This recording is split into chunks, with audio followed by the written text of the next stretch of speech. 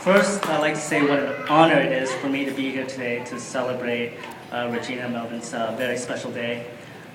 It's really been a long time coming, and I've been waiting for this for over a year now, so it's really such an honor. Second, I'd like to thank all the friends and family that's gathered here for all over the place. I know, welcome to Melvin's family that's come all the way from San Diego, and a lot from the Bay Area.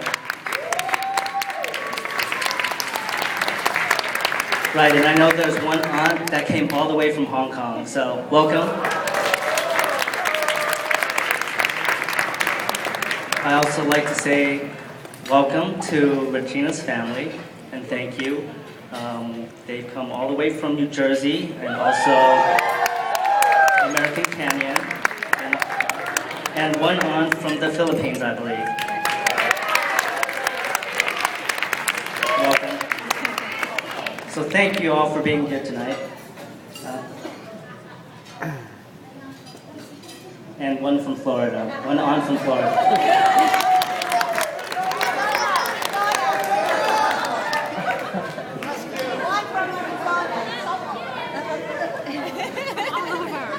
And last but not least, I'd like to thank all the wait staff, and especially the bartender, Carrie and Michael, for taking care of us all night.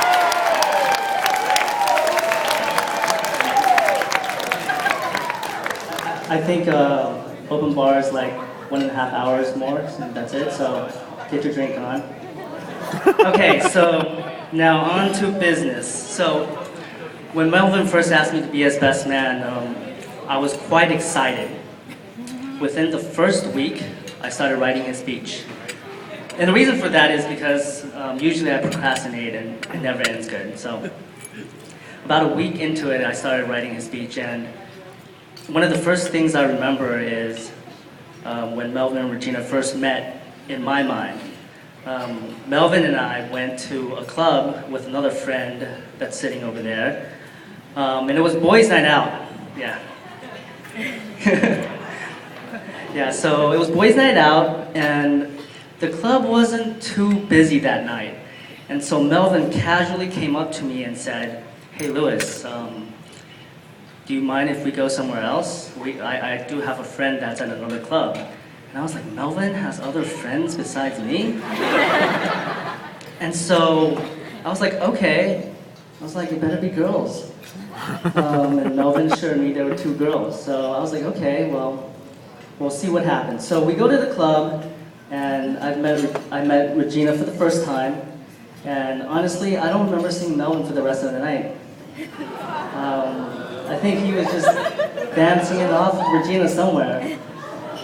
But at the end of the night, what happened was, I remember I think we all drove together, and Melvin said, "I think I'm gonna drive Regina to Denny's." We're all meeting at Denny's at the time, and I remember, I was like, okay, such gentlemen, that's good. And then we all met at Denny's, and I remember getting out of the car, and I remember very vividly that Melvin and Regina was singing in the car. And I was like, wow, Melvin never sings for us. So this must be a special girl. And at that point, I had a hunch. I was like, well, I think this is going to end in marriage. Don't ask me why I thought that, but I did have that thought. And 6 years later, here we are. So, I guess I was right. But anyhow, so when he approached me to be his best man, I was really excited, and I started writing the speech almost immediately. And within the first 5 minutes, I realized it wasn't going to be easy. Because I wasn't going to give any words of wisdom because I didn't think they needed it. But I was going to attempt to roast Melvin and make fun of him as much as I can. Right. But I'm sure for most of you that know Melvin, that's not an easy task. The reason being is because Melvin's so, a little bit boring at times. Nothing eventful ever happens to him. So I was like, I'm not going to worry about this because I have over a year to make something happen. So I watched The Hangover. That's a good movie, so. Anyhow, I got some ideas for his bachelor party, which was going to happen in Vegas. And then we had the bachelor party. It came and went, we had a good time. And then about a week after, I believe, I started writing his speech again. And this was like 3 months ago. And within the first minute, I wrote down 10 pretty embarrassing and outrageous things that happened to him. Well, it just happened. Yeah. Share it. So, I'm not supposed to talk about Vegas, but, yeah. But then it hit me. I was like, wait a second. Those 10 things didn't happen in Melvin. It just happened to all the other guys in the wedding party.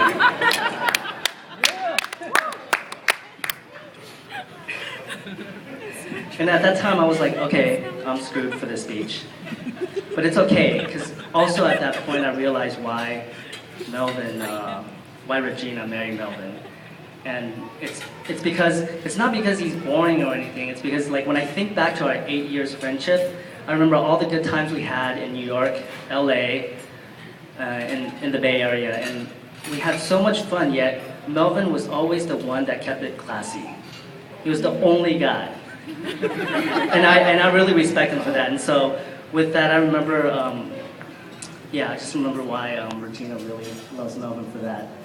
But I do remember Regina saying something, and I don't know if this is on Facebook or she said it to me or something. She said, now Melvin's not the perfect guy, but he's the perfect guy for her.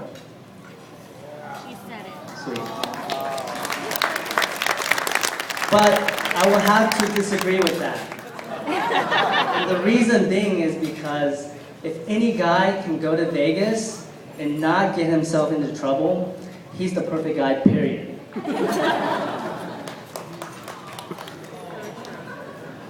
Now, at this point, I'm sure Regina is tired of hearing me talk about how great of a guy Melvin is, because I've always said that to her, especially when I'm drunk. But at the same time, I want to say, Regina, you're just as deserving, and Melvin's just as deserving as anybody, just because out of the 5.5 years I've known Regina, she's always been just as classy and just as nice a person than anybody can ever ask for. And I truly mean that. So they both deserve each other because they are really, really good together. And with that, honestly, like, I've never seen a couple that, like, nice together because, couples argue and couples bicker sometimes, and I've never seen Regina and Melvin bicker once. And I think that's why they are the perfect couple in my mind.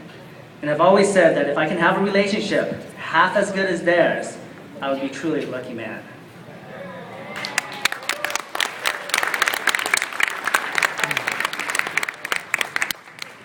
So with that, I want to propose a toast. Please raise your glasses. To Melvin and Regina, to your future life together, full of happiness, success, health, lots of kids. Starting tonight. And most importantly, full of love. Cheers.